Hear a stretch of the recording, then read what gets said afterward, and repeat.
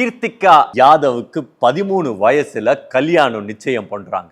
அந்த கல்யாணம் வேண்டாம் அப்படின்னு சொல்லிட்டு நைட்டோட நைட்டா வீட்டு விட்டு ஓடி போயிடுறாங்க. ஓடி போய் ஒரு என்ஜிஓல சேர்ந்து அப்புறமா படிச்சு அதுக்கப்புறமா ஒரு வாலண்டியர் ஆகி அந்த வலி, அந்த கல்யாணத்தை அந்த சைல்டு மேரேஜ் நமக்கு நடக்கக்கூடாதுன்ற வலி எந்த அளவுக்கு ஜாஸ்தியா இருந்திருக்கு அப்படின்னு சொன்னா அந்த வலியே அவங்கள 10,000 இந்த சைல்டு மேரேஜஸை பிரிவென்ட் பண்ற கோஆர்டினேட்டரா அவங்கள மாத்தி இருக்குது. She was instrumental in stopping 10,000 child marriages across the country, right? இன்னைக்கு அவங்கள ஒரு இன்டர்நேஷனல் செலிபிரிட்டி, எல்லா இன்டர்நேஷனல் ஃபோரம்ஸ்லயும் போய் பேசுறாங்க.